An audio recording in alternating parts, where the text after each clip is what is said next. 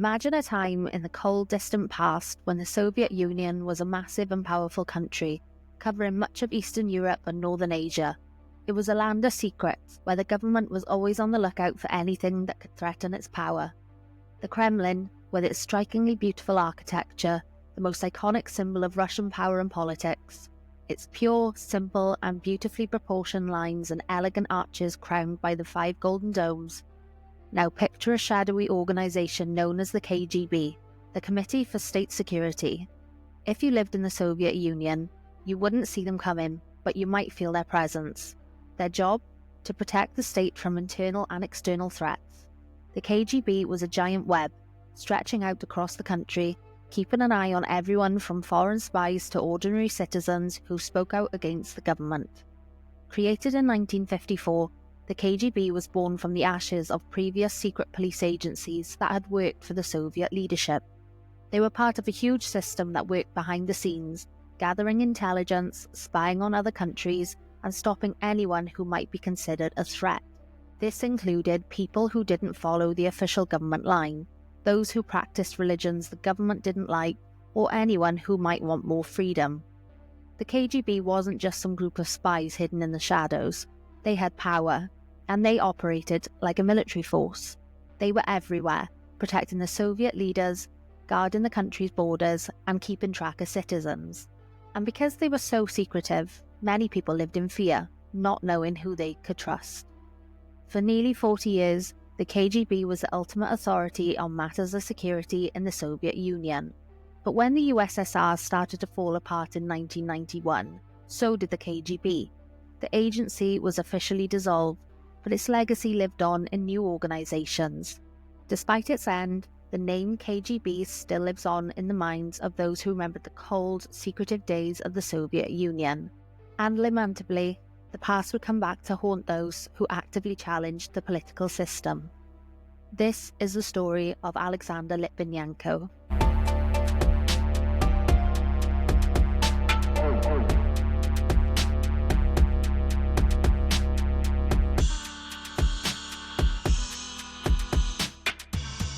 Alexander Litvinenko was born on the 30th of August 1962 in Voronezh, Russia. Just over 300 miles from the capital city of Moscow, Voronezh is a city of natural beauty, man-made wonders, and a relaxed atmosphere.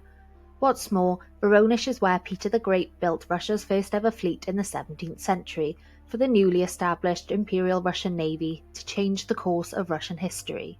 His parents married and divorced young, and after a turbulent home life in his early years, from the age of 3, Alexander went to live with his grandfather. Sharing a close and disciplined relationship with his grandfather, he was brought up under the guise that he would protect his country the same way his grandfather had when they fought the Nazis. Alexander enjoyed sports, and he excelled in his teenage years when competing in pentathlons, showing an exceptional dedication to his athletics. When Alexander was 17, his father returned from military service and moved in with Alexander and his grandfather, bringing along with him his new wife and children to live there too, which created turbulence once again to Alexander's comfort of routine. Alexander never managed to fit in to the new version of his family regardless of how much he wanted to. Due to the disruption at home and given that he had just finished school, Alexander decided to join the military, to protect Russia the way that he grew up believing that he would, and he was trying to join a year before he was old enough to be drafted, but in 1980 he got in. Like many young men of this time, he was drafted into the internal troops of the Ministry of Internal Affairs. He was entered into the Division of Economic Security as a lieutenant, and then he was moved on to the Anti-Terrorism Centre. It was a tough, demanding role, and Alexander became a private, learning discipline and structure while serving for a year. But that wasn't enough for him. His ambition drove him to something greater. In 1981, he enrolled in the prestigious Kirov High Command School in Vladikavkaz. He studied military tactics and leadership there. Alexander married his girlfriend Natalia. She was an accountant, and they built a life together, going on to have 2 children, a son named Alexander and a daughter named Sonia. And though this time his career was thriving, his marriage was not, but they kept working at it. After graduation in 1985, Alexander's journey took him to the Dzerzhinsky division of the Soviet Ministry of Internal Affairs, where he became a platoon commander. He served in the 4th Company of the 4th Regiment, tasked with a critical role, protecting valuable cargo during transit. By 1986, Alexander's life took an unexpected turn. He was recruited by the KGB's Counterintelligence Division, an organization that was both feared and revered across the Soviet Union. Becoming an informant, he began gathering information for the KGB, stepping deeper into a world of secrets. He would work under the tightest of secrecy, monitoring and neutralizing potential threats to the Soviet state, to find spies, traitors, and enemies within his own ranks.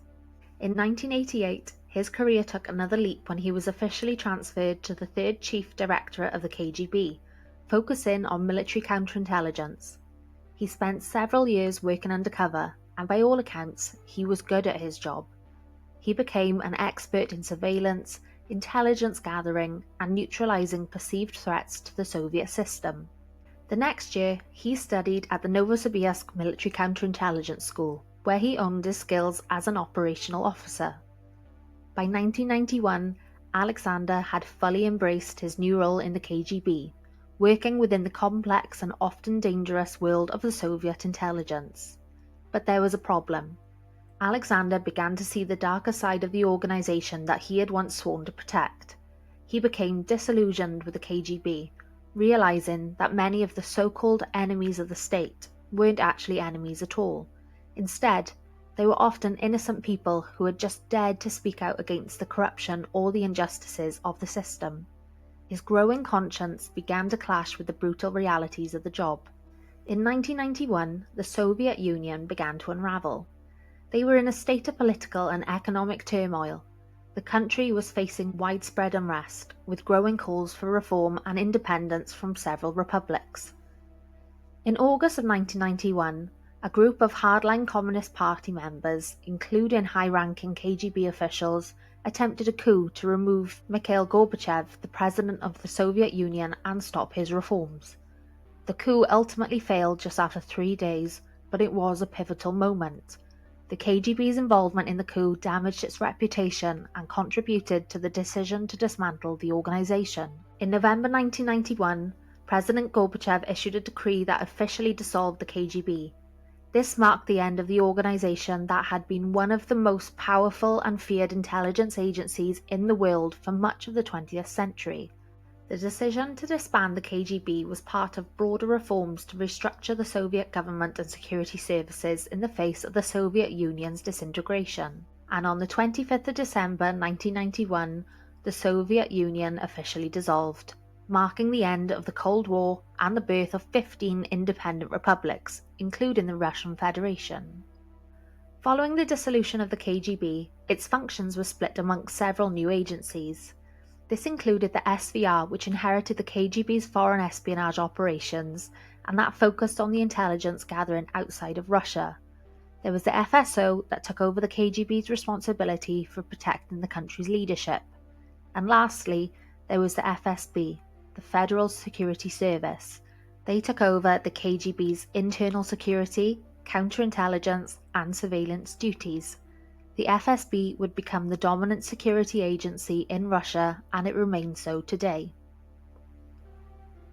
While the KGB itself ceased to exist, many former KGB officers transitioned to roles within these new organizations, and its legacy continued in the form of the FSB.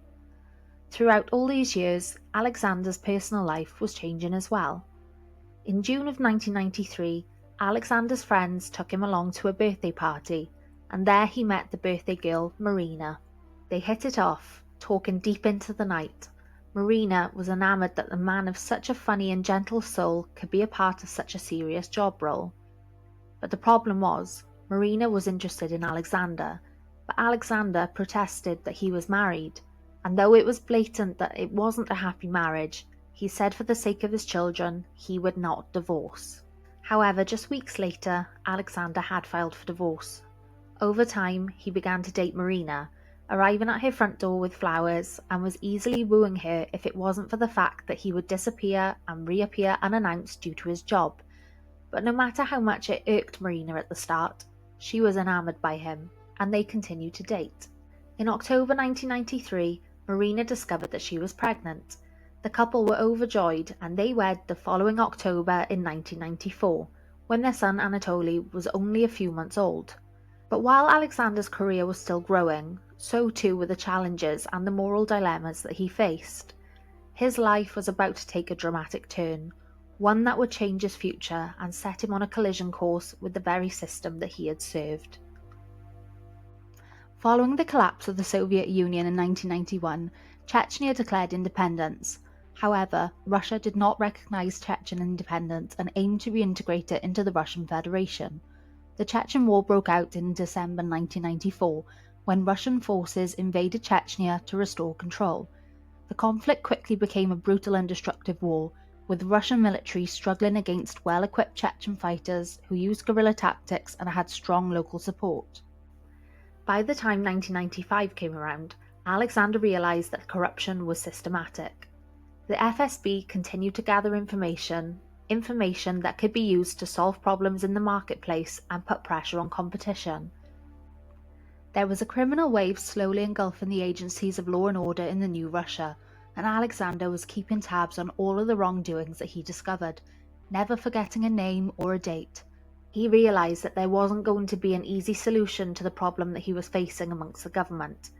Alexander lost weight over time and struggled to sleep at night. The thoughts were just weighing on his mind. The term dissident is the holding or expression of opinions at variance with those commonly or officially held. The KGB was not a place for a dissident, and when Alexander tried to expose what he had learned, he became a target. This was a time when everything that he believed in, his duty, his service, and his loyalty, was all called into question. In June 1996, just months before Russia's presidential elections, a faction within the Russian military and security apparatus, including certain generals and political figures, attempted to challenge Yeltsin's government. This was not a large-scale coup with tanks and troops in the streets, but more of an elite-level maneuver during a political crisis, involving a conspiracy to remove Yeltsin from power and to install a new leadership, to destabilize the government and declare a state of emergency. The coup was closely linked to the growing tensions around upcoming presidential elections. Some of Yeltsin's opponents, particularly within the military and the so-called hardline factions, wanted to stop his re-election by force. This group feared that Yeltsin's reforms were weakening the country's military and political institutions. But Yeltsin went on to win the 1996 presidential elections, though the election was controversial, with allegations of corruption and manipulation spread through the media and word of mouth.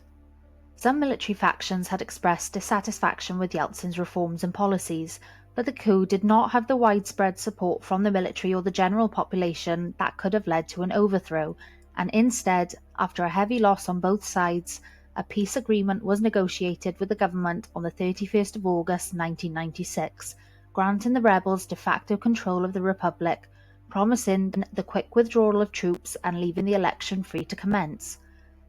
This was effectively allowing Chechnya to function with de facto independence, though Russia did not officially recognize it, and the issue of formal independence of Chechnya was deferred. Alexander had not only discovered towards the end of the war that the motives for the methods in the war had been fabricated by the FSB, but his team stumbled across documents marked top secret while raiding an office in Moscow. The documents belonged to Alexander Lebed. He was a Soviet and Russian military officer, and he was running for president in the 1996 presidential election. Though Alexander was ordered not to read the documents, he locked himself in a room and indulged in the information. They were alluding to secrets against the FSB, enough that would expose at least 2 scandals, information that he felt needed reporting to his boss in the Anti-Terrorism Center. His boss listened to Alexander's concerns and promised to call him back, but Alexander never received a call. Given the failed reporting, Alexander called the Minister of the Interior, knowing that he was a fierce rival of Lebed, and he tried to voice his concerns to him. He was asked if there was any compromising material amongst the top secret files discovered.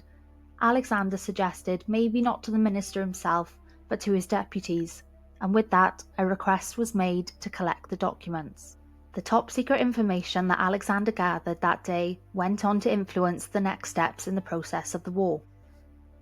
In May 1997, after mass bloodshed during the war, and at times going as far as to commit terror attacks on their own side only to place blame on the other, a peace treaty was signed between President Yeltsin and the President of Chechnya to end the use of force or threat of force in resolving all matters of dispute. And in late summer 1997, Alexander was transferred to a secret department, one that operated with autonomy, a special tasks division. It was the Division of Operations Against Criminal Organizations. His new boss was somebody that he had investigated for corruption within the FSB, and he couldn't believe that he was being made to work under someone with such questionable integrity, and being placed in a team amongst colleagues who mostly had blood on their hands. But Alexander was reassured and ordered to keep an eye on anything untoward. They were to carry out extrajudicial actions against suspected criminals, and one day Alexander was instructed to study an ex-co-worker who had sued the FSB for compensation, claiming to President Yeltsin that the agency was sunk in corruption. A superior suggested to Alexander that they should take care of him, that he was taking the director to court and that they should shut him up. Alexander began dragging his feet with constructing a plan. He didn't want to kill anyone, and he wanted to do what he could to delay his co-workers in doing so. Alexander was not happy in his new role, and he feared where the tasks would lead him. As more cases opened in the department, the more it was becoming clear that the position that he was working was to have no problem in taking care of anyone with particular power or influence. And when one case came up, one that the team saw as perfectly suited for Alexander to execute, he panicked. It was a well-known acquaintance of Alexander's, Boris Berezovsky. Boris Berezovsky was a prominent oligarch who played a key role in helping President Yeltsin secure re-election in 1996 and was deeply involved in Russian politics. Boris was a Russian oligarch, businessman and a political figure born in Moscow. He initially studied applied mathematics and worked as an engineer before capitalizing on the opportunities presented by Gorbachev's reform. In the 1990s, Boris co-founded a car dealership and later became involved in major privatization deals, acquiring a substantial control of assets like the oil company Sibneft. And he was also a key figure in Russian media, owning and controlling ORT television. He had close ties to the political elite, and Boris took a somewhat unconventional position during the Chechen War. He used his political connections to shape the Russian government's approach to the situation. Boris supported Chechen rebels who were opposed to the independence leadership.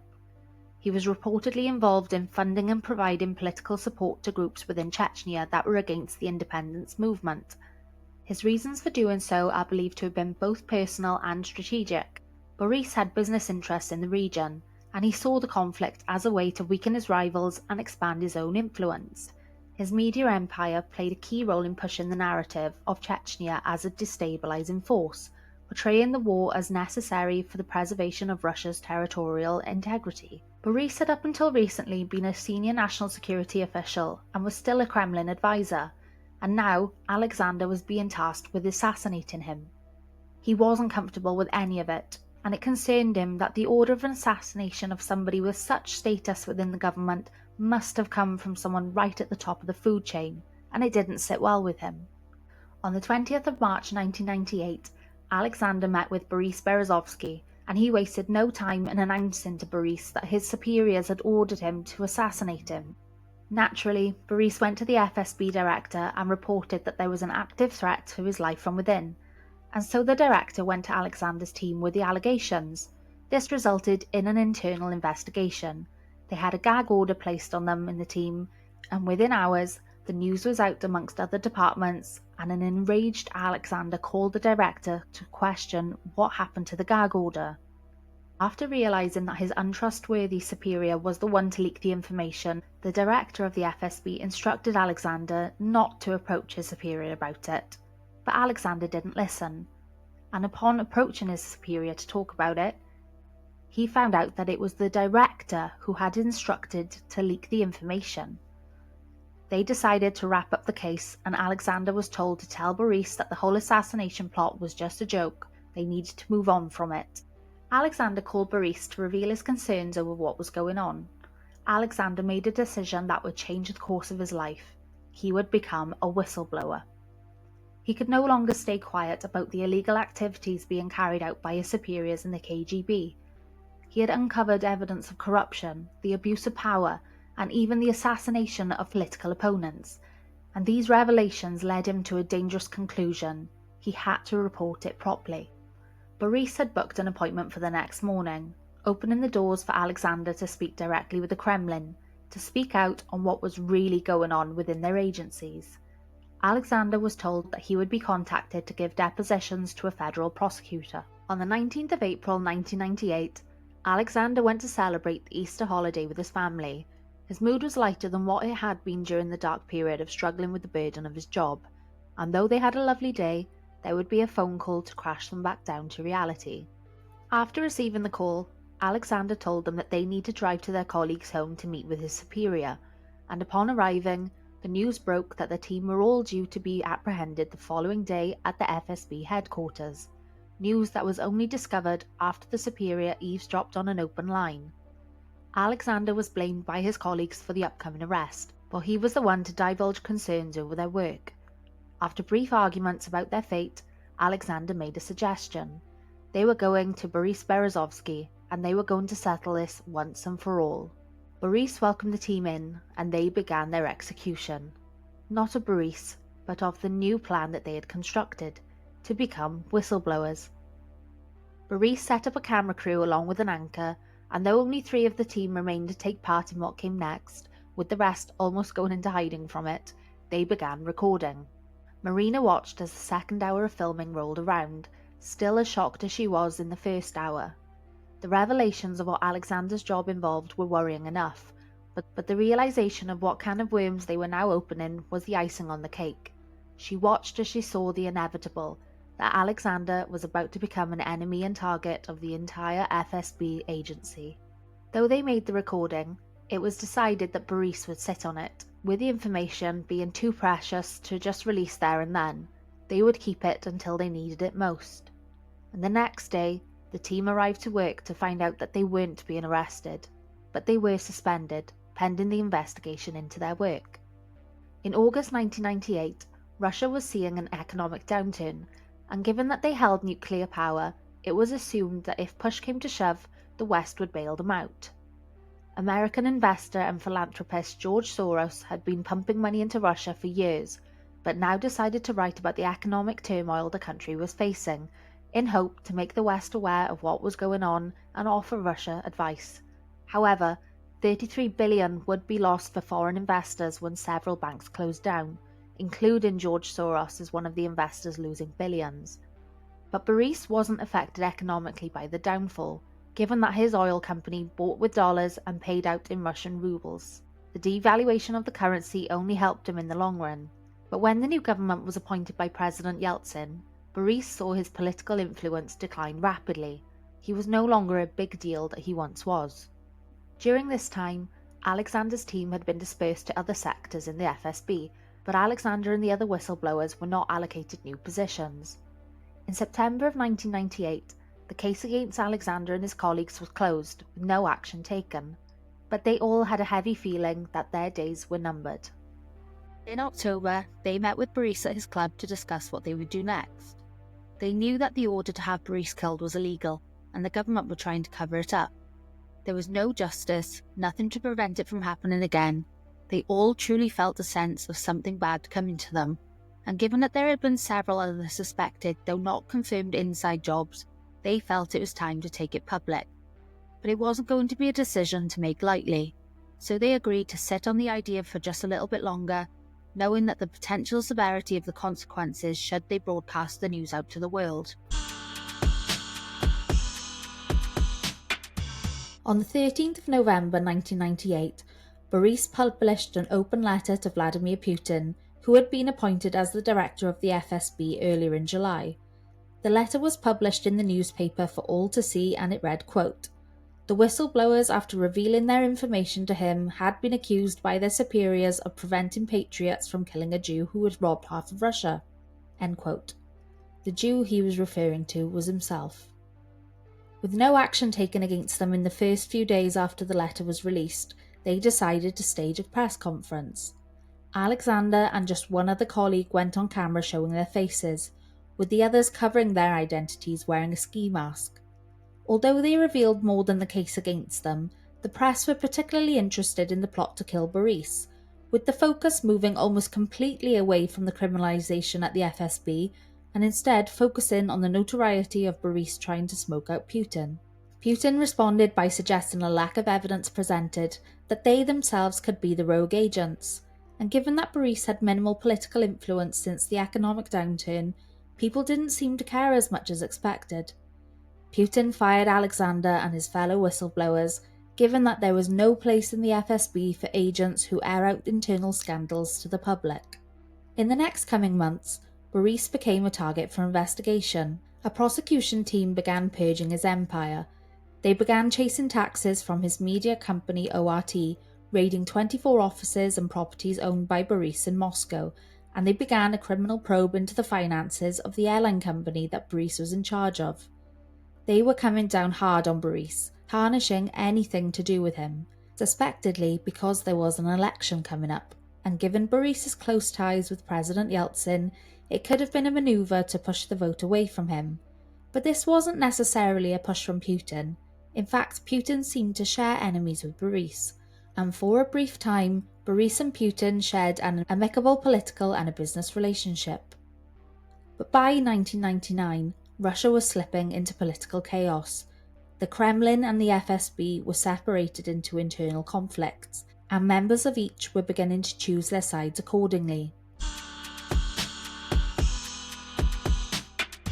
On the 25th of March 1999, Alexander was arrested in Moscow by military prosecutors. Alexander received charges for exceeding official powers and causing bodily harm to a suspect in 1997. Alexander suspected that Putin had made a decision to pass his file to the prosecutors, and in doing so separate himself from the issues between them, the FSB and Boris. But there was no proof of who exactly ordered the arrest. Alexander was sent to the notorious Lefortovo prison, once used for mass executions and interrogational torture while Stalin was in power, and now it was used by the KGB as an interrogation site and prison for political prisoners, where Alexander was being held in solitary confinement. On the 2nd of April 1999, while Alexander was in custody, an arrest warrant was issued for Boris, claiming that he had siphoned off $250 million from the airline company, with Boris vehemently denying the claims, that this was all an attack on his character and his political influence. He faced his charge for illegal entrepreneurship and money laundering on the 21st of April. When leaving, Boris told news journalists outside that the case against him was instigated by the Prime Minister in violation of the law. The Prime Minister brought him in for a meeting, where he told Boris that he had nothing to do with the prosecution, and he tried to show proof that no communications had occurred with the prosecution's office. But Boris pulled out a documentation showing that the Prime Minister had instructed to initiate criminal proceedings and bring up charges. The Prime Minister said that he didn't recall ever writing such instructions, and the meeting concluded. When Boris emerged to yet again more press, he told the cameras that he was told by the Prime Minister to not confuse politics with criminal justice. In October 1999, Alexander was in the military court for his trial, facing the claims that in a blind rage he had beaten the driver of one of his targets. The driver took the stand and described how the group of agents had beaten him up, an account that differed from the original statement where he claimed just Alexander alone had beaten him. The judge asked which version of the story was true, and he said it's the one that he's telling today. The judge asked why he originally said that just Alexander had beaten him, and it was revealed that the man was threatened and told that he had to single out Alexander to get him put behind bars. To this, the prosecution adjourned the hearing. The hearing continued at the end of November 1999, and after Alexander's defence battled to have the case dismissed, Alexander was finally acquitted. He was free to go home. As he went to step down, a military unit stormed the courtroom and placed Alexander under arrest again.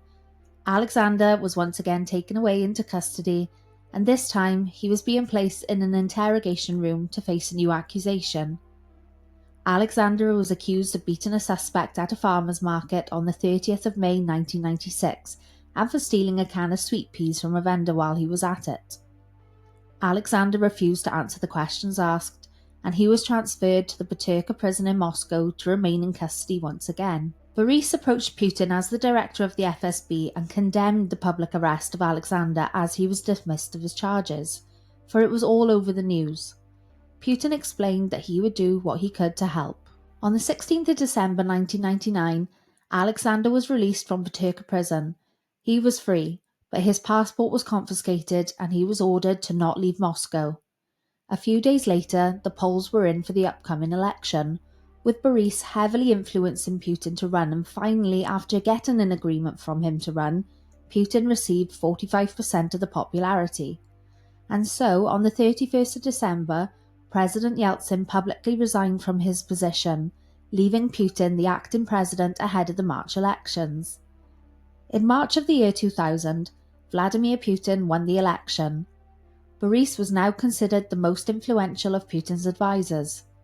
Putin and Boris had a brief heart-to-heart following the election, with Putin expressing his gratitude to Boris for his influence and support, that he now feels that Boris was like a brother to him. But Boris's political influence wouldn't climb back to where it once was. Just a month later, Putin announced with the Kremlin a new reform policy, aiming to make the Russian state stronger under the idea of a dictatorship law. The reform focused on bringing more power to the central government and reducing the influence of regional leaders. The main goal was to boost the president's control by weakening regional elites. It would give Putin the right to dismiss elected regional chief executives or regional legislatures. Boris approached Putin and advised that he should be discussing the big change of constitution with the public, and he expressed a disapproval of the policy. But Putin told him that they had lost their right of power, and he questioned his disloyalty to the cause. Boris told Putin that he had no option but to take the news public and open it up for discussion. He was ready to go against Putin. Boris believed if he was to go public and cause outrage, Putin would realise that he was making a mistake and change course with the idea. But Putin told him to go ahead, almost like he was daring him to. And so, on the 30th of May, year 2000, Boris published an open letter to Putin in the press revealing their discussion, taking it public like he said. And soon after, he began giving interviews with the press, comparing Putin's policies with that of a dictatorship. After this, the Kremlin cut ties with Boris, and 2 months later, Putin's policies were passed in the Federal Assembly of Russia. In August, after having no contact with the Kremlin for months, Boris called Putin to ask him why he had not attended the scene of the Kursk submarine disaster. The Russian nuclear submarine Kursk sank while on a naval exercise inside the Arctic Circle, killing all 118 on board, and Putin was on holiday. Boris told Putin that this would look bad on him as the president to not show up when a tragedy of this latitude occurred. Putin almost laughed him off, sarcastically thanking Boris for his concern, and it was clear at this time that Putin was done with Boris. He no longer cared for his opinion or advice after going against him publicly. A week or so later, Boris was calling the Kremlin, insistent on seeing Putin, almost begging to give him advice. Putin agreed to meet with him, but when Boris showed up, he was met with Putin's chief of staff, who told him that they had concerns that Boris's media company ORT was working against the government, and they saw Boris as a threat. If he didn't come back to their side, he would be going to prison. Boris shouted some profanities at the chief of staff and insisted that he wanted to speak with Putin. He was told to come back tomorrow, and when they met the next day, Putin explained that given that ORT was the largest media network, it was in everyone's interest to have it under the government's influence, and that he could not understand why Boris was going against him. He was supposed to be his friend, and he was going against him like this. Putin told Boris that he was the one who talked him into taking the presidency, only to turn around and stab him in the back. Boris fired back that Putin had promised to continue the Yeltsin way under his presidency, but instead he was destroying Russia. Their meeting ended at that point. There was nothing more to say. Their relationship concluded, leaving Boris to wonder what his next steps would be given that he knew Putin's plans for him. Boris left the country and he flew to Europe. Back to Alexander, who had just had all of his charges dropped against him when he was released from Butyrka prison, and he was now facing another set of charges. Alexander was being accused of stealing explosives from an FSB depot and planting them onto a suspect to frame him. Whilst the investigation was underway, with Alexander still required to remain in Russia and his passport still confiscated, he learned that when he would be tried for the charges, that he would be tried outside of Moscow, under the guise that a judge outside of Moscow wouldn't have the courage to go against the FSB the way that the previous judges in Moscow had. They were to ensure that Alexander would not be a free man. They saw him as a traitor who would spend his days in prison. The only advice anyone close to Alexander outside of his immediate family could give was to flee the country. He could flee the country, or he could succumb to a prison sentence. He had friends ready to help. If he made the decision to leave the country, he had friends ready to do what they could to help him escape unscathed. He just had to let them know when he was ready. By the end of September the year 2000, Alexander was ready to flee, but he didn't tell Marina the plans. On the 30th of September, Alexander was at the airport with Marina, after telling her that he was just going away for a few days. He handed her some money and said that somebody would be in contact with her to advise what she should do next. Marina was in disbelief over what was happening, but she listened to her instructions. Alexander boarded a plane to southern Russia. He took a bus outside of an ex-Soviet republic and waited in a hotel on the border for his next form of transport. Alexander headed to the pier the next morning to take a boat out of the country. He was off the radar for now. After a few days, Marina was contacted as expected. She received a phone call instructing her to purchase a new phone, a new SIM card, and once she'd done that, she was to call a number only long enough for it to ring. Then she needed to hang up and wait. The number she would be calling was Alexander, and Marina was also instructed that she was not to use this phone to make or accept calls whilst at home or out in the car. Marina received a call from Alexander the next day while she was out driving. She pulled over and walked away from the car to take the call. He told her to take the money that he had left to book a package holiday for her and Anatoly and go. It didn't matter where it was, as long as it was in Western Europe, somewhere like Spain, and he will meet her. And so on the 14th of October, Marina and Anatoly left for Spain. When they arrived, somebody met them at the airport. Alexander called and broke the news that they will not be returning to Russia. Not now, not ever. Marina couldn't believe what she was hearing. She had no idea where her husband was, and she was just being told that she wasn't going home after a holiday, and the only contact that she had had with Alexander was a cryptic short phone call from a mystery location.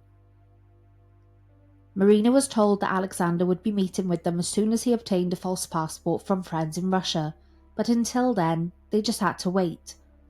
Marina, though not happy, agreed to this. A week later, Alexander called Marina to let her know that he had the passport.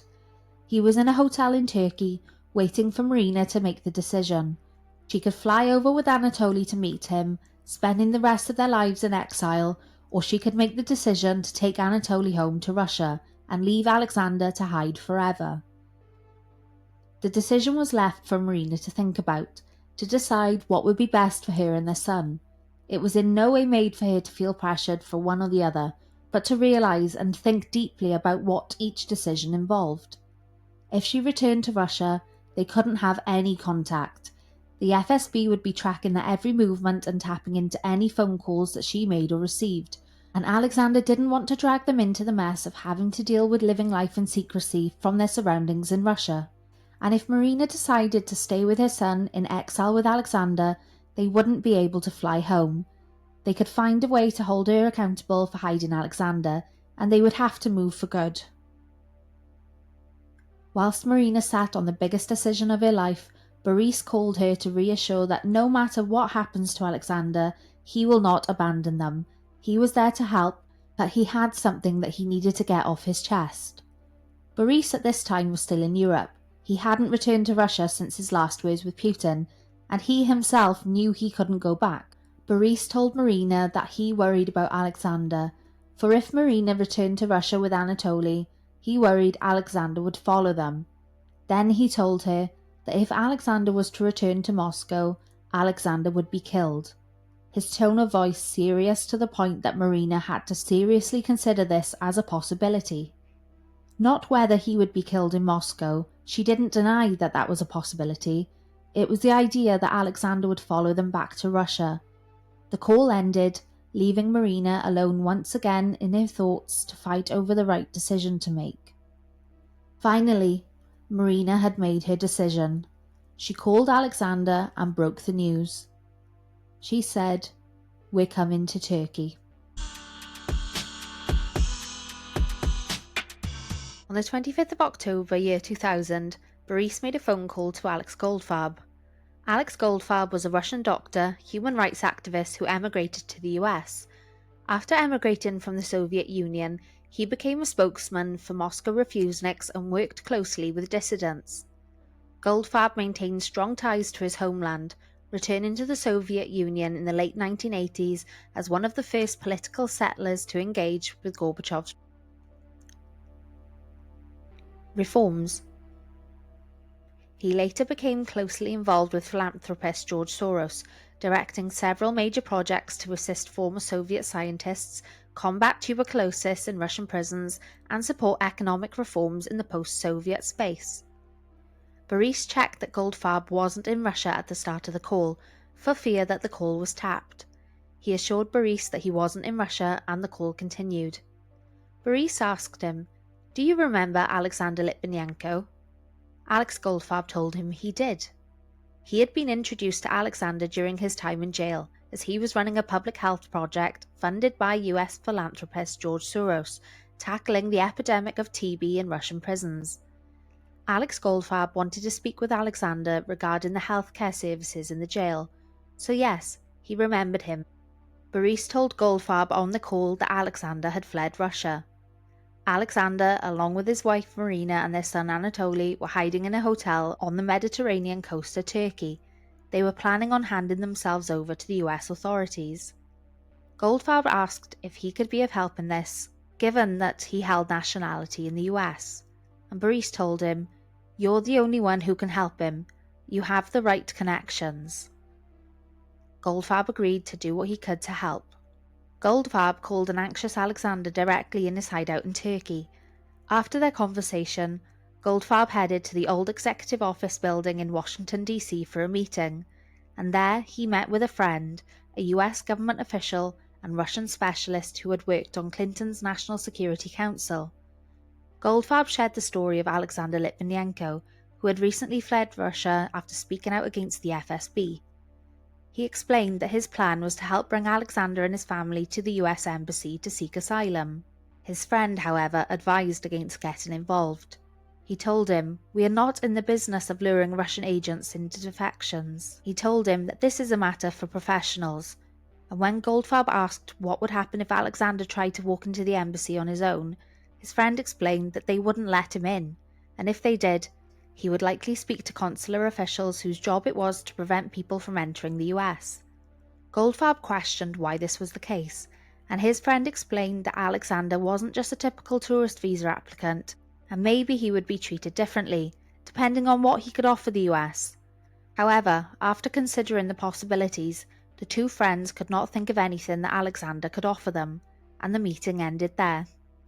But Goldfarb would not take his friend's advice. He flew out to Turkey to meet with Alexander and his family. The problem they were facing was that Alexander had entered Turkey using a false passport. The photo was of him, but the name was not. How was he going to bring Alexander to the US Embassy with no legal documentation proving his identity? But Alexander did have his original driver's license and a veteran's FSB ID card that named him Lieutenant Colonel Litvinenko with him, and so it was settled. They were going to America.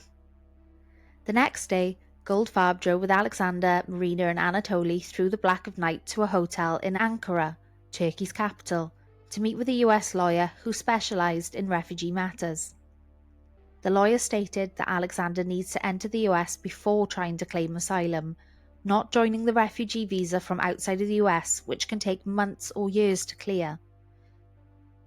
The lawyer told him in confidence that the CIA keeps a stash of green cards for those who can offer something to the country. If you have something of use to them, they'll offer protection. The lawyer tells Alexander to be firm with them, to have the green card in his hand before divulging anything that they want from him.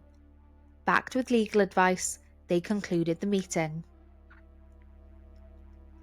On the 30th of October year 2000, after giving the embassy several hours' notice of their expected arrival, Alex Goldfarb led the Litvinenko family into the US Embassy in Ankara, Turkey, where they were welcomed by a consul.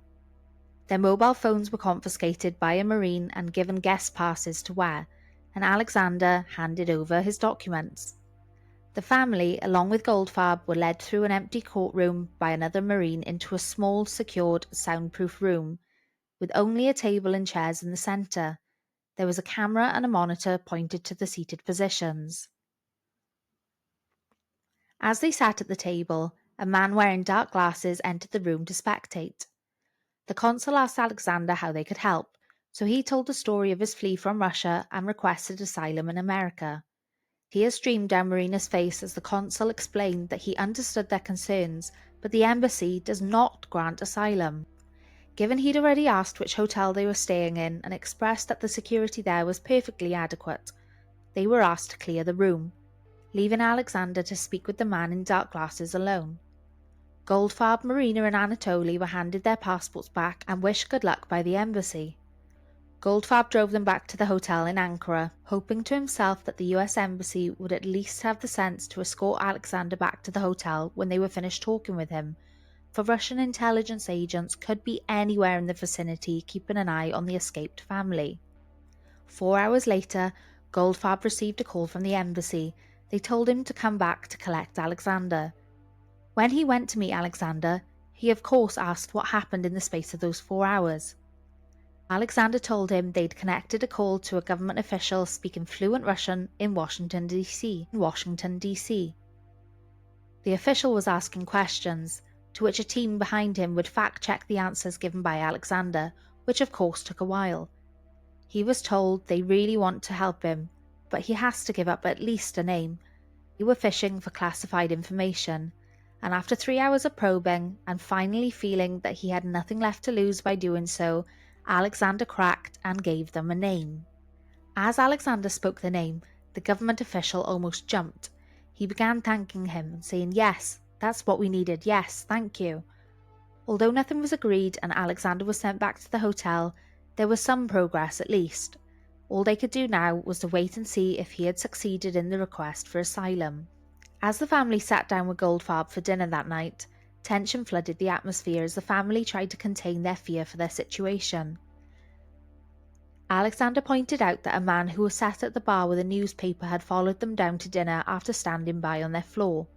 Worried that this was someone following them, Alexander decided to walk around.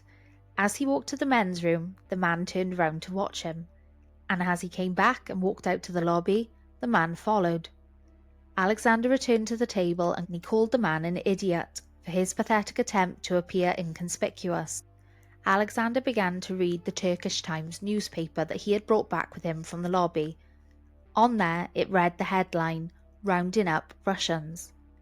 The article read that there were 200,000 illegal Russians in Turkey, all responsible for trafficking and moving asylum seekers into Europe, that authorities were rounding them up and deporting them back to Russia. Goldfarb asked if he thought that the man following him was working alone, to which Alexander said yes, otherwise he wouldn't have been running after him floor to floor.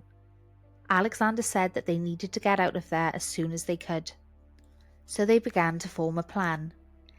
Alexander smuggled theirs and Goldfarb's room keys to Marina, telling her to take Anatoly up to pack their belongings, then to take their belongings down to Goldfarb's room to wait. Alexander and Goldfarb were going to stay in the restaurant while they did so, to keep the watcher put and unbeknownst as to what they were planning. Marina let out a big fake yawn and took Anatoly upstairs to begin packing. Eventually, the men headed up to their rooms. Alexander was on the floor above Goldfarb's, and the stress never left his eyes over the vulnerability that he was experiencing, having to walk alone from the elevator to his room, while Goldfarb went back to his own room on the floor below. Goldfarb went back to his room, where he found Marina and Anatoly waiting there with their baggage. Once they were loaded into the car, Goldfarb called Alexander's room and told him that they were ready. Go! Minutes later, at 1:30 in the morning, Alexander jumped into the car and they went pedal to metal out of the hotel. In a tense car ride leading to nowhere, they eventually pulled over to ask for directions to Istanbul. Now headed where they needed to go, Alexander asked what the plan was. Goldfarb said that they should check into a hotel in Istanbul, get some sleep, and then put their heads together to devise a plan of action. The drive was long, and throughout the almost 5-hour drive, Alexander and Goldfarb became more acquainted than ever, discussing the history of their careers, their personal lives, discussing socio-political matters, as much as you can imagine in that space of time. Alexander, however, would not disclose the name that he had offered the CIA during his call at the embassy. Finally, at daybreak, they reached the Hilton in Istanbul, ready for a long-awaited sleep. When Goldfarb woke up late in the afternoon and turned on his phone, he noticed 12 missed calls from the US Embassy at 30-minute intervals. He called back and he spoke to the man in dark glasses. He sounded tense, and he had asked where they had disappeared to, given that they'd gone to search for them at the hotel in Ankara to give them the good news that they were taking Alexander and his family in. But when they got there, they found that they had left. Goldfarb explained their escape to Istanbul, and they had just been asleep the whole time after arriving. After hearing that they were in Istanbul, the man sounded very unsure about how they would proceed, telling Goldfarb they would get back to him. When he called back, he delivered the bad news that they had changed their minds. They were not going to take the family in. They couldn't help them anymore. They were on their own. But Goldfarb wasn't ready to tell the family just yet. He had to try something else. So he called Boris to explain the predicament. And though they had discussed the intentions of going to the US Embassy in Ankara prior to Goldfarb's travel, in the background Boris had formulated a backup plan. Boris told him that he had chartered a yacht to Greece, and if the family were to board the yacht, at least they would be somewhere that they had the time to construct a plan. Goldfarb didn't like this idea. The idea of just sailing endlessly, knowing full well that eventually they would have to arrive to shore and present their papers. Where would they go? He tells Boris that the family need to enter a country and claim asylum, but without a visa, Alexander would not be able to enter any of the more desirable countries to seek refuge in. Now that Goldfarb was breaking the news to the family, they began discussing where they were going to go. If they flew somewhere with a connecting flight, they wouldn't require a visa for the layover. So where did they want to go? Countries such as France, Germany and England were all proposed.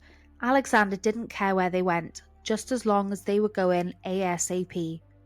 The family weren't picky, but Goldfarb suggested England, for at least there he could explain to them who Alexander was and have a better chance of him being granted asylum.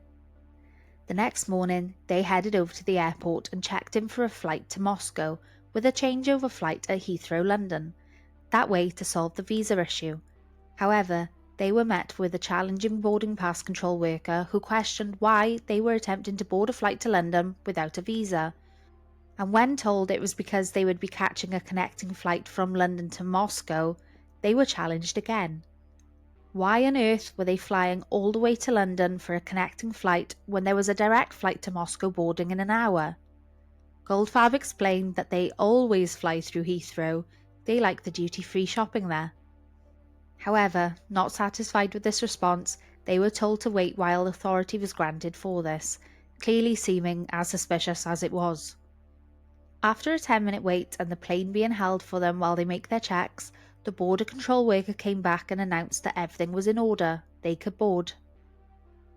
Before takeoff, Goldfarb called a friend in London and asked him to find an asylum lawyer to meet them at the airport.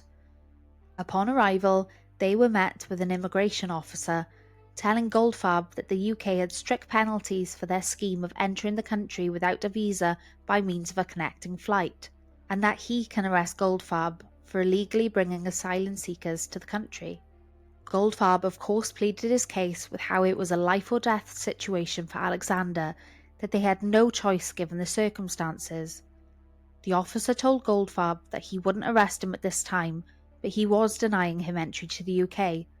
Alexander, however, was going to be allowed time with a lawyer that they had organised to meet.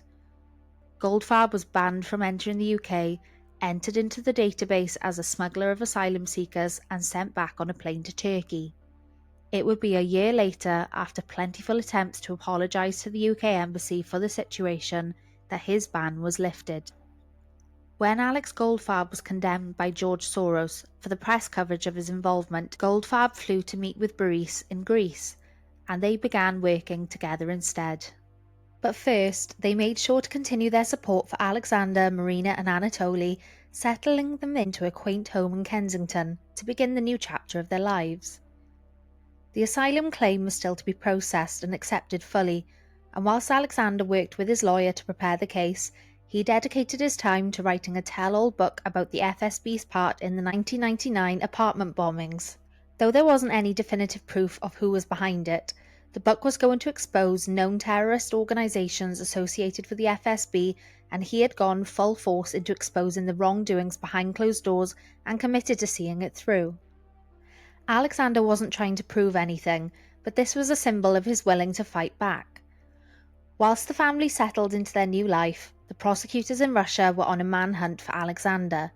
They had his passport, and he was under orders not to leave the country, and yet they couldn't find him anywhere. Though they couldn't find him, they continued to search, with a strict order to arrest and detain him should anyone discover his whereabouts. 7 months after fleeing Russia, on the 14th of May 2001, Alexander was granted political asylum. He was now named Edwin Carter under his new documents. Russian officials continue to search for him, following family members and trying to gather as much intel as possible to find out where he was. In December 2001, Marina's mother was stopped at customs when returning from a visit to London. Authorities were looking for anything to tell them where Marina was, because they knew that if they found Marina, they'd likely find Alexander too. Nothing was found in her possessions, so they initiated a strip search, and finally, they found something hidden: Marina's address in London. Her mother, instead of disposing of the piece of paper, had tried to hide it, but now it was confiscated. A couple of months later, Marina received a knock at the door from 2 men looking for Alexander. She denied that he was there and in a panicked state began ordering them to leave, so they did, but leaving behind a summons for Alexander to attend court in Russia. There was no intention on their end to bring Alexander to Russia to attend court, but the family continued to live in fear about it, a constant worry over the idea that they were being pursued. As they tried to get on with life as best they could, there was a persistent need to check their surroundings, to keep a look over their shoulder. The worry still in the back of their mind that if Alexander was captured and taken to Russia, he would be killed. In 2002, the first publication of Alexander's book was released in Russia. Of course, the book, aptly named Blowing Up Russia, created an outrage. It was included on the federal list of extremist materials and was prohibited for divulging state secrets. Over 4,000 copies of the book were confiscated as material evidence to prosecute a journalist who was trying to distribute copies of the book. And though the publication was effectively banned in Russia, it could be found in 20 other countries and languages for anyone who wishes to read it. If Alexander wasn't already in hot water, he surely was now. Boris too had landed himself in hot water by releasing a documentary based on the book named Assassination of Russia. As the documentary premiered in London, Boris was immediately announced to be wanted by the FSB for financing terrorist activity in Chechnya and accused of playing a part in the kidnapping and murder of an Interior Ministry general back in 1999. If there wasn't enough of a reason for Boris not to return to Russia, there certainly was now. In August 2002, a truck full of copies of a publication further exposing the FSB's suspected involvement in the apartment bombings made its way into a secret warehouse. This too was a co-written piece by Alexander, and it was being smuggled in through contacts supporting the battle for truth. The contacts were successful. Copies were up for sale in central Moscow the following week after the publication crossed the border and became a bestseller, further antagonizing the FSB and the Kremlin. It was when Ahmed Zakayev moved to London in December 2002 that the FSB began to strongly fear what was going on in London, with their political enemies moving to the UK. Ahmed Zakayev was a Chechen commander turned general for the Chechnya military, becoming Deputy Prime Minister and took part in signing the Chechen-Russian Peace Treaty in 1997. Zakayev was detained at the World Chechen Congress meeting held in Denmark under an Interpol warrant just a couple of months prior to his permanent move to the UK, accused by Russian authorities of 13 criminal acts, but was released due to lack of evidence provided by Russia. When Zakayev, who was known to oppose terror, returned to the UK in December, he was arrested by British authorities at Heathrow Airport, and after paying a £50,000 release bail, he faced deportation hearings and providing counter-evidence to the claims made by Russia. Many of the claims were proven to be false, others were ruled acting in accordance with internal arms conflict and didn't warrant extradition. The judge ruled that extradition would put Zakayev at risk of torture by the Russians. Zakayev was eventually granted political asylum in the UK, becoming an ally of Boris, Alexander and Goldfarb. By 2004, Marina was comfortable enough in her new life to embark on the role of a dance teacher. She taught dance classes at the David Lloyd Club in Finchley.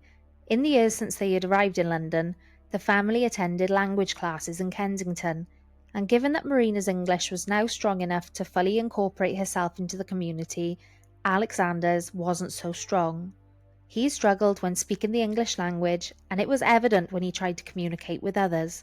So instead, he socialized with other Russian speakers.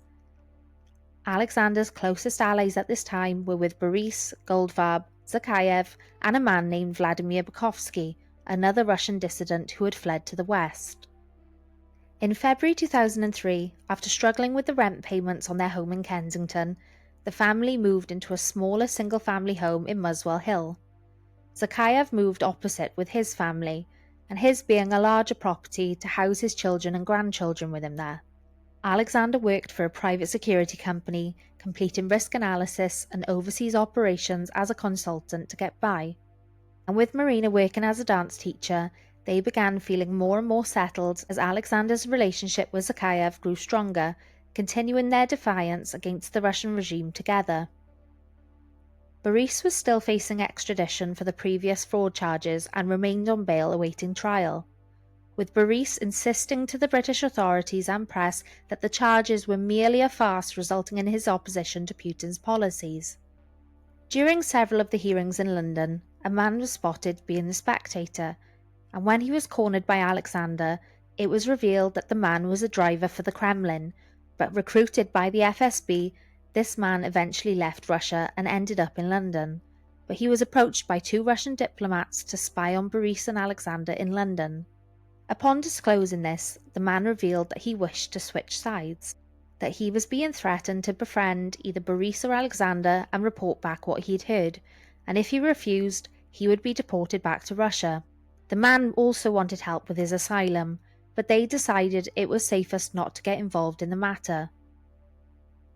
As the hearings went on, the man would be spotted as a spectator again, but he was now showing up for Zakayev. Alexander approached the man again and invited him to lunch to ask what on earth was going on. The man revealed that they were attempting to orchestrate a binary attack. He was to get a pen and a cigarette around Zakayev. The pen would contain a liquid that, when interacted with the smoke, would release a deadly substance and cause heart failure. Collectively, they reported the information to Scotland Yard in hopes that there was some way of intervening. It felt all of a sudden that Boris was granted asylum to the UK without much of an explanation other than the authorities believed that there was a credible threat to his life. Not long after, the press reported that the assassination plan with the pen and cigarette was in fact a plan to end Boris's life, and he had then been granted asylum as a result of the threat. At the end of 2004 and throughout 2005, Alexander and Boris focused on raising awareness to the issues between Russia and Ukraine, including Boris funding protests in Kiev to keep them active, in full support of Ukraine. It was when Russian journalist named Anna Politkovskaya was found shot at her home on the 7th of October 2006, on Putin's birthday, Alexander signed his death wish with Russia. Anna, who was a friend of Alexander's, had written a book. It was named Putin's Russia, Life in a Failing Democracy. Anna accused Putin and the FSB of stifling civil liberties to establish a Soviet-style dictatorship. Anna had asked Alexander prior to her death if he believed that she was in imminent danger due to the nature of her work, and he told her yes. He believed that she was. Alexander suggested that she leave Russia as soon as possible. Some believed that Anna's killing was a birthday present. The EU and other governments called for a thorough investigation, and thousands of protesters took to the streets to accuse the president of murder. Putin called her influence over political life in Russia as extremely insignificant, and he denied any involvement in the matter. Alexander didn't stay quiet either. A week after Anna's death, he publicly accused Putin of sanctioning the murder. Just 2 weeks after the accusation, Alexander was in hospital after vomiting for 3 days. He had eaten sushi at a restaurant with an Italian acquaintance on the 1st of November and became ill soon after. It was suspected that he had slipped something into Alexander's soup. The doctors released him with antibiotics to recover at home, but 2 weeks later, Alexander was still suffering. Goldfarb flew to visit Alexander, who was back in hospital, diagnosed with a low white blood cell count, and as they waited for a toxicology report, they were at a loss as to what was causing Alexander's symptoms, though they knew it wasn't a case of bad sushi, given that he was still unwell a fortnight later. Goldfarb asked about the Italian man that Alexander had dined with, and why on earth that he would be working for Russia, but Alexander told him he wasn't, and he had nothing to do with any of it. Alexander had a plan, and part of that plan was to name-drop the Italian man as the suspect for poisoning him to the press in Russia, to try and lure the real culprit back to finish the job. The man that he really suspected had called him from Russia to wish him a swift recovery. It was Andrei Lugovoy. Lugovoy was a KGB bodyguard, former head of security for Boris's media company ORT turned politician, working as the Deputy of State Duma, the lower house of Russian Parliament. He started his own security firm and was in contact with Alexander in hopes that he could be his UK contact. Goldfarb was shocked when Alexander revealed that he suspected Lugovoy. Goldfarb had spent time with him at Boris's 60th birthday party in London the year prior, and since then, Alexander had met with him a good few times in London. It was in fact Lugovoy that Alexander had dined with on the 1st of November, a couple of hours after he had met with the Italian. Together, they ate at the Pine Bar in the Millennium Hotel in Piccadilly, London. Lugovoy brought along another Russian Alexander hadn't met before. He didn't know the man, but he had a certain look about him, one that suggested he could be involved in some sinister activity.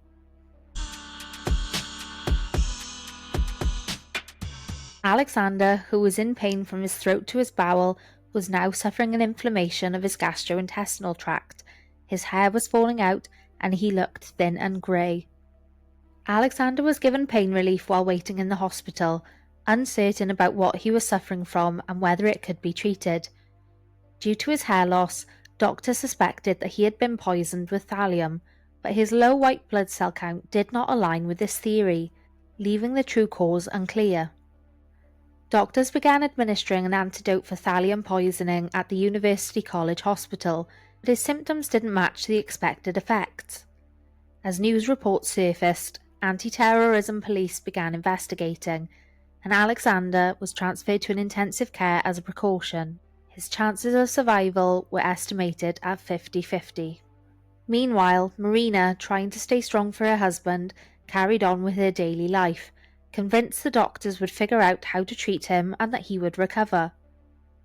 Armed police were stationed outside the ICU, but family members, including Goldfarb, Zakhaev and Boris, were granted access to visit Alexander. On Monday morning, Professor Henry held a conference with the attending physician. His expression was grim as he entered the ICU and delivered the news.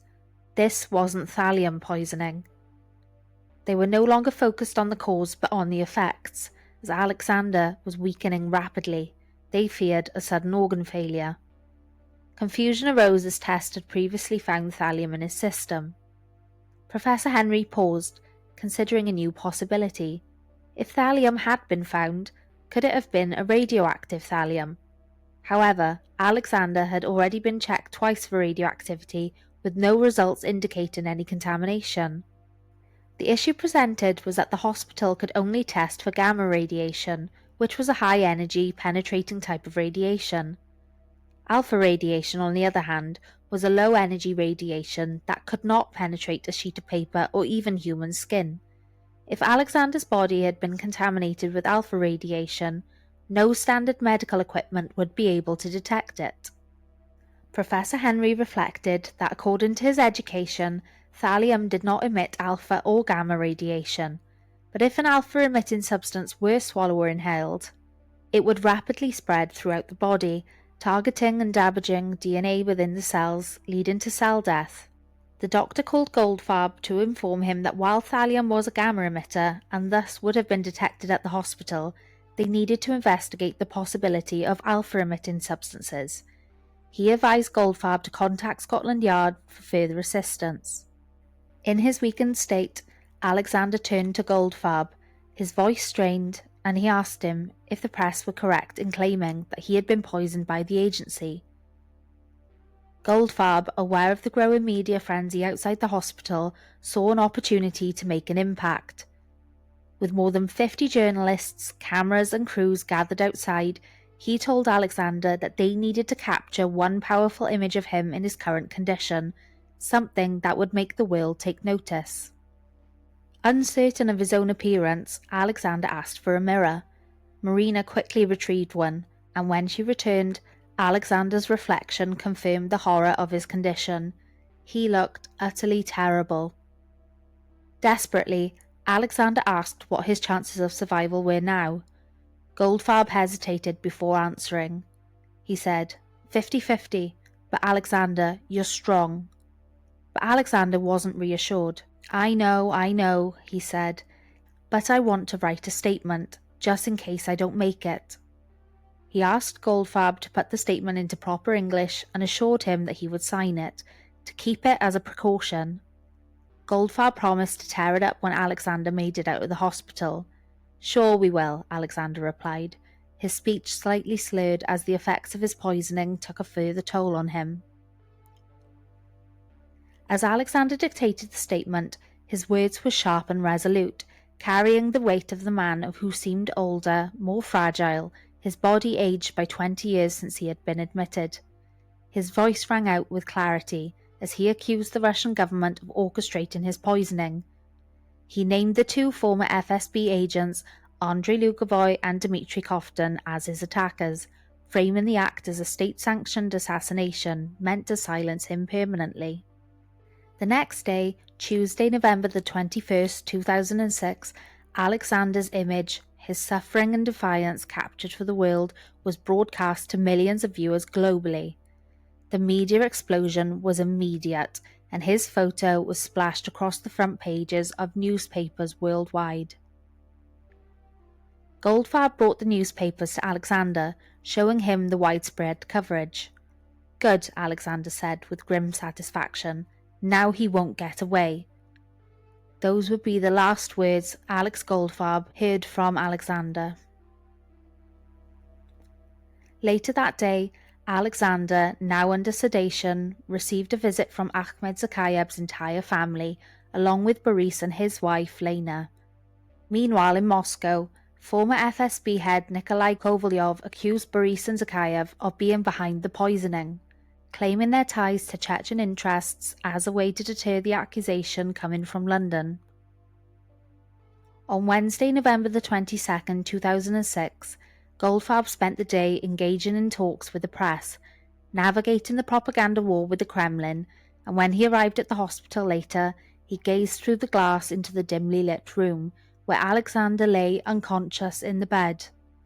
The once vibrant man now looked like a frail, aged figure, his skin pale and his head bald. After 22 days of not eating, surviving only on tube feeding to try and sustain his weakened body, Alexander appeared more like a 70-year-old than the fit and healthy 43-year-old man that he was just weeks prior. Alexander's father Walter flew in from Russia to be with his son. He spent the entire day by his son's bedside, holding vigil and swapping places with Marina as needed so someone could always be with him. The pain of seeing his son so gravely ill was overwhelming, but he stayed by his side, hoping and praying for a miracle that he make a recovery. As the following evening approached, Marina, exhausted but still hopeful, prepared to leave for the night. She leaned in to say goodbye, reassuring Alexander that she would return in the morning. But then, in a rare moment of consciousness, Alexander opened his eyes and looked at her. Struggling to speak, he whispered, "Marina, I love you so much." Those were the last words Marina would ever hear from her husband. That night, as Marina rested at home with Anatoly, Alexander's condition worsened. His heart could not cope any longer, and he went into cardiac arrest. He was placed on a respirator as he lost consciousness. At 9:20 p.m. on Thursday the 23rd of November 2006, with his father still by his side, Alexander passed away. Marina, along with Anatoly, arrived soon after to pay their final respects, their hearts shattered by the devastating loss of their beloved Alexander. The world had lost a courageous man, and his family, the pillar of their strength, was forever changed. The post-mortem took place at the Royal London Hospital on the 1st of December 2006. Special safety precautions were taken because of the radioactivity that was then still present in Alexander's body. Even with the precautions, Dr. Carey, who took part in the post-mortem, stated that the procedure had been one of the most dangerous post-mortem examinations ever taken in the Western world. Dr. Carey stated that he was entirely satisfied that on the basis of both the calculated exposure of the internal organs to radiation and the deceased's downhill clinical course, a cause of death of acute radiation syndrome may be recorded. During the investigations, measurements of polonium-210 were taken using tissue samples from Alexander's lung, spleen, kidneys and liver, using gamma-ray spectrometry. The tests showed raised levels in each of the organs, with the highest result in the kidney sample and the lowest in the lung sample. The formal conclusion was that the low concentration of polonium-210 in the lung tissue is consistent with inhalation being the minor route of intake. They then proceeded to calculate the likely total intake on the basis of intake solely by ingestion. In the oral evidence, it was stated that the low value for retention in lung tissue indicates that inhalation wasn't an important route of intake. Given the clinically recognised severe pharyngeal and esophageal inflammation, it has most likely entered the body through oral means. They stated that death is the inevitable outcome of the radiation doses estimated to have been received by Alexander's red bone marrow, kidneys and liver. It was stated with certainty that Alexander died as a consequence of an intake of polonium-210. The scientific analysis of samples of Alexander's hair was consistent with there having been more than one intake. The hair analysis suggested that there had been two intakes, the earlier being about 100 times smaller than the later. The battle was to calculate when exactly the earlier intakes occurred, but there was a lack of scientific proof as to a definitive date. The aftermath of Alexander's death sent shockwaves around the world. An investigation was launched, but the Russian government denied any involvement. The movements of Lugovoy and Kofton, who had met with Alexander, were narrowed down to a timeline, enough to support the UK's suspicions that they were responsible for the poisoning. On the 16th of October 2006, Andrei Lugovoy and Dmitry Kofton arrived in London, carrying the highly radioactive isotope polonium. They checked into a hotel in Soho and met Alexander at an intelligence firm in Grosvenor Street. During the meeting, Lugovoy repeatedly urged Alexander to drink tea, despite the fact that the host just had water. Eventually, the host agreed to serve tea to the three guests, and when the meeting ended, Alexander left the tea untouched, but the room was contaminated with radioactive traces. The host's chair and the surrounding area showed unusually high levels of radiation. One spot directly in front of where Alexander had sat showed alarmingly high alpha radiation levels, exceeding 10,000 counts per second. This was later identified as primary contamination, indicating that the radiation had come from deployed polonium. Other areas of the table recorded radiation levels of 2,300 counts per second, and one chair, where either Lugovoy or Kofton had been sitting, registered 7,000 counts per second. Scotland Yard traced Alexander's movements from his home to Green Park using his Oyster card. It showed that he had taken the bus and then the tube into central London. When the bus was tested for contamination, no traces of polonium were found. In stark contrast, Lugovoy and Kofton left a trail of nuclear contamination wherever they went, including their hotel rooms, even before meeting Alexander. After their initial meeting, Alexander took the men to eat in Piccadilly Circus. Polonium was found there too, confirming the men had been spreading the poison long before their encounter with Alexander. After their meeting, Lugovoy and Kofton spent time in Soho. They visited a bar and smoked a shisha pipe, which later glowed up with alpha radiation when retrieved and tested by Scotland Yard. Back home, Alexander felt mildly unwell and vomited once, unaware that he had survived his first encounter with polonium. At 1 a.m, Lugovoy and Kofton returned to their room at the Best Western Hotel. They contaminated the bathroom with massive radiation levels. The following day, they checked out abruptly, citing dissatisfaction with the rooms, and they moved to the Parks Hotel in Knightsbridge. At around 11:30 p.m, they called Alexander to brag about the rickshaw ride that they were taking through Soho. Later, they spent 2 hours at a nightclub, and traces of radiation were found in the club too. When checking out the next morning to fly back to Moscow, Lugovoy told the front desk manager that they had been unlucky the night before. Days later, on the 25th of October 2006, Lugovoy flew back to the UK with another vial of radioactive poison. He arrived in London and stayed at the Sheraton Park Lane Hotel. Lugovoy met Alexander at the hotel's tea room, but he did not use the polonium. Instead, he disposed of it in his hotel room, tipping it down the bathroom sink and wiping it up with towels which he left behind. When the room was later tested, they found extreme levels of radiation, with the bathroom showing readings exceeding 30,000 counts per second. The contamination was so severe, the team was withdrawn for safety. The towel tested was the single most radioactive object recovered by Scotland Yard during its decade-long inquiry into Alexander's murder. Probably the most radioactive towel in history. Lugovoy flew back to London on the 31st of October, followed by Kofton the morning of the 1st of November, with high levels of radiation found on Lugovoy's plane seat when later tested. Just after 11:30 a.m. on the 1st of November, they called Alexander and invited him to meet at the Pine Bar at the Millennium Hotel for 4 p.m. They had previously arranged to meet Alexander the following day, so it wasn't quite spur of the moment for Alexander to receive an invitation to meet. At the Pine Bar, they drank a pot of green tea, and after half an hour, the bill was paid and the men parted ways. Lugovoy and Kofton went on to attend the Arsenal football match later that evening. Alpha radiation was found in many areas around the Millennium Hotel. Alexander called Lugovoy the next day to inform him that he had fallen ill. Call records proved the accounts given by Alexander in hospital. Lugovoy and Kofton were never extradited to the UK due to Russian laws prohibiting them to do so.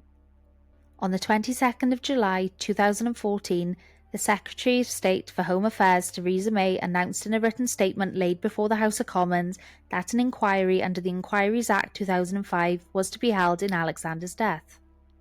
Subsequent investigations by British authorities into the circumstances of Alexander's death led to serious diplomatic issues between the British and Russian governments. In September 2021, the European Court of Human Rights ruled that Russia was responsible for Alexander's murder, and they ordered Russia to pay Marina €100,000 in damages plus €22,500 in costs, though it is unclear if the family have received any money. Today, Marina and Anatoly live in London, with Marina still teaching dance classes. Marina describes her life in London as content, that both her and Anatoly are happy, and as the case faded from the headlines, Alexander's legacy remained. His courage in speaking out against corruption and his willingness to expose the truth, even at the cost of his own life, became a symbol of defiance against the allegedly oppressive regime. An extensive list of sources used to collate the information presented today is available on the website. No views are of our own, and any information presented should be taken as an opinion of those who have written the news, books, articles and publications listed. It is suggested to complete your own research before forming a final opinion on any of the matters presented. Thank you for listening.